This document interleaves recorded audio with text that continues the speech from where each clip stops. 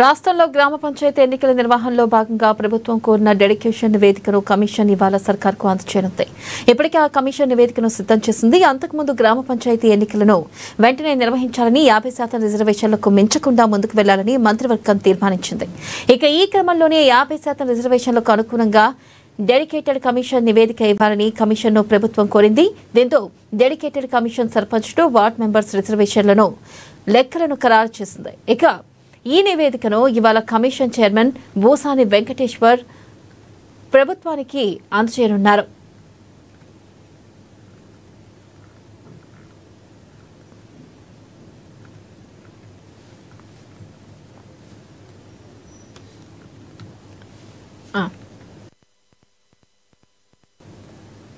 ఇక దీనికి ప్రభుత్వం ఆమోదం తెలిపి జిల్లాలకు అందజేయనుంది. కమిషన్ సూచించిన లెక్కల ప్రకారం వార్డులు, సర్పంచ్ల రిజర్వేషన్లు ఖరారు చేస్తారు. ఇక ఖరారు చేసిన రిజర్వేషన్ల గెజిట్ను ఎన్నికల సంఘానికి అందజేయనున్నారు. దీనితో పాటే పంచాయతీరాజ్ శాఖ ఎన్నికలకు సన్నద్ధంగా ఉన్నట్లుగా ప్రభుత్వం తరపున లేఖ ఇవ్వనున్నారు. ఇక ఆ తర్వాత ఎన్నికల సంఘం షెడ్యూల్ విడుదల చేయనుంది. ఇదిలా ఉండగా స్థానిక సంస్థల ఎన్నికలపై హైకోర్టులో విచారణ జరిగిన నేపథ్యంలో 3 వారాల్లోపు రిజర్వేషన్లు ఖరారు చేసి ఎన్నికల సంఘానికి ఇస్తామని ప్రభుత్వం చెప్పనుంది. ఇక ఎన్నికల నిర్వహణకు సైతం తాము సిద్ధంగా ఉన్నట్లు సర్కార్ అఫిడవిట్లో పేర్కొనుంది. కాగా హైకోర్టు తీర్పుకు అనుగుణంగా ప్రభుత్వం ఎన్నికల నిర్వహణపై ముందుకు వెళ్లనుంది. దీనిపై మరింత సమాచారాన్ని మా ఆదిలాబాద్ బ్యూరో చీఫ్ సత్యనారాయణ అందిస్తారు.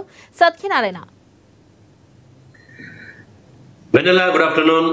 అయితే స్థానిక సంస్థల ఎన్నికలకు అంటే ముందుగా సర్పంచ్ ఎన్నికలకైతే లైన్ క్లియర్ కాబోతున్నట్టుగా అయితే మనకు తెలుస్తోంది. ఎందుకంటే ఈ నెల 24న దీనిపై హైకోర్టు విచారణ అయితే జరగనుంది. అందుకంటే ముందుగానే మరి ప్రభుత్వం డెడికేషన్ కమిషన్ కు ఒక పూర్తి స్థాయి నివేదిక అంటే ఏదైతే గతంలో హైకోర్టు సూచించిన విధంగా 50% రిజర్వేషన్ కు మించకుండా ఎన్నికలు నిర్వహించాలి అనేటటువంటి ఒక ఏదైతే హైకోర్టు ఇచ్చినటువంటి ఒక సూచనల మేరకు 50% రిజర్వేషన్లు మించకుండా అంటే పాత పద్ధతిలో గతంలో ఏదైతే ఎన్నికలు జరిగిందో అదే తరహాలో 50% మించకుండా మరి ఒక పూర్తి స్థాయి నివేదిక జిల్లాల వారీగా తయారు చేయాలని చెప్పేసి ప్రభుత్వం డెడికేషన్ కమిషన్ కి అయితే సూచన చేసింది.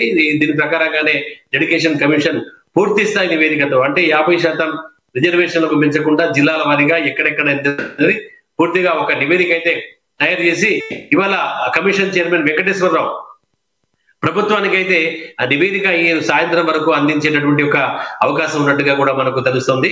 ఆ తర్వాత 24న హైకోర్టు తీర్పు రావడం, అదే హైకోర్టు తీర్పుతో పాటు ఇటు తాము కూడా ఎన్నికలకు సిద్ధంగా ఉన్నట్టుగా కూడా ప్రభుత్వం అంటే స్థానిక సంస్థల ఎన్నికలకు అంటే పంచాయతీ ఎన్నికలకు కూడా ఇటు అంటే గ్రామ పంచాయతీ ఎన్నికలతో పాటు ఇటు ఏదైతే జడిపి ఎన్నికలకు కూడా తాము సిద్ధంగా ఉన్నట్టుగా కూడా ప్రభుత్వం ఒక అఫిడవిట్ కూడా కోర్టుకి ఇచ్చేటటువంటి ఒక అవకాశం అయితే మనకు స్పష్టంగా కనబడుతోంది.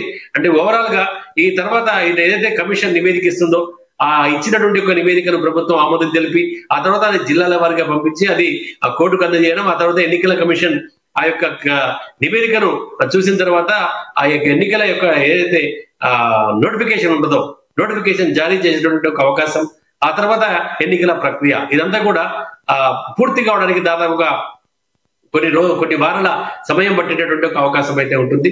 ఏదైనప్పటికీ ఏదైతే స్థానిక సంస్థలు నిర్వహించాలి అనేటటువంటి ఒక హైకోర్టు ఆదేశాల నేపథ్యంలో అలాగే హైకోర్టు 24 ఇచ్చే తీర్పు నేపథ్యంలో ఏం జరుగుతుందంటే ఎన్నికల రిజర్వేషన్ ఈ 50% కంటే మించకుండా జరిగేటటువంటి ఒక పద్ధతిలోనే జరిగేటటువంటి ఒక అవకాశం కనబడుతుంది. అంతేకాకుండా ఇటు ఏమైతే 42% బీసీలు తమకు ఈ ఎన్నికల్లోనే 42% ఖచ్చితంగా రిజర్వేషన్ కల్పించాలనేటటువంటి ఒక ఏదైతే వాదనలు ఏమనెత్తున్నారో దాని ప్రకారంగానే ఈ యొక్క ఎన్నికలు అంటే హైకోర్టులో రిట్ పిటిషన్ వేయడంతోనే ఈ యొక్క ఎన్నికలు అయితే వాయిదా పడ్డట్టుగా వాయిదా పడ్డాయి. లేకపోతే ఇప్పటికల్లా స్థానిక సంస్థల ఎన్నికలు సర్పంచ్ ఎన్నికలు అయితే పూర్తయినటువంటి ఒక సందర్భం ఉంది అని చెప్పేసి కొంతమంది అంటున్నారు. అయితే దీని ప్రకారంగా అంటే ఒకవేళ మరి హైకోర్టు కనుక తీర్పిచ్చిందాక ఎన్నికలు నిర్వహించాలనేటటువంటి సందర్భంలో రాష్ట్ర ప్రభుత్వం అవసరమైతే పార్టీ పరంగా 42% రిజర్వేషన్ తో ముందుకెళ్లేటటువంటి ఒక యోచనలో ఉన్నట్టుగా కూడా మనకు తెలుస్తుంది. అంతేకాకుండా బీసీ సంఘాలు మాత్రం ఓవరాల్ గా పూర్తి స్థాయి 42% రిజర్వేషన్ తో వెళ్ళాలని చెప్పేసి వీళ్ళంటున్నారు. మొత్తం మీద ఇప్పుడు ఈ యొక్క హైకోర్టు 24 తర్వాత హైకోర్టు తీర్పు ఏ విధంగా ఉండబోతుంది, దాని తర్వాత ఇచ్చిన నివేదిక ప్రకారంగా 50% మించకుండా ఎలక్షన్ వెళ్ళినట్టయితే ఏ విధంగా మరి ప్రభుత్వం ఏమైనా నిర్వహిస్తుంది, ఈ తర్వాత సర్పంచ్ ఎన్నికలు, ఆ తర్వాత జడిపి ఎన్నికలు ఏ విధంగా ఉండబోతాయనేటువంటి ఒక ఇప్పటి నుంచే ఇటు అన్ని పార్టీలు కూడా ఒక అంచనాకైతే వస్తున్నాయి. ఎందుకంటే ఎక్కడెక్కడ రిజర్వేషన్లు ఏ విధంగా ఉండవు గతంలో, ఎందుకంటే ఇది ఆల్రెడీ ప్రభుత్వం దగ్గర ప్లాన్ ఏ ప్లాన్ బి కూడా ఉండే ఉంటుంది. ఎందుకంటే 42% రిజర్వేషన్ ఉన్నప్పుడు ఒక విధంగా, లేదా పాత పద్ధతిలో ఎన్నికలు నిర్వహించాల్సి వస్తే ఒక విధంగా అనేటటువంటిది ఉంటుంది. కాబట్టి మరి 50% రిజర్వేషన్ లో మించకుండా ఎన్నికలు నిర్వహించాలనేటటువంటి ఒక వాదన ప్రకారంగా, పద్ధతి ప్రకారంగా వెళ్తే కనుక ఆల్రెడీ ఇప్పటికే అందరికి ఇక్కడ ఉన్నటువంటి ఒక జిల్లాల వారీగా ఎవరైతే ఆశావాహులు ఉంటారో, పార్టీలు ఉంటాయో, పార్టీ కూడా ఎక్కడెక్కడ ఎంతెంత రిజర్వేషన్ అనేది తెలిసే ఉంటుంది. కాబట్టి ఇప్పటి నుంచి ఒక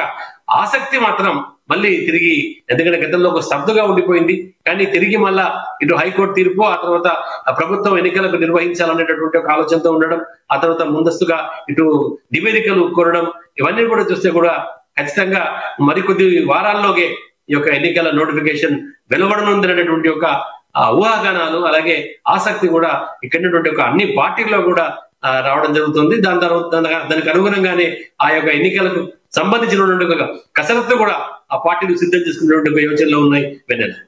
రైట్ సత్యనారాయణ, థ్యాంక్ యూ.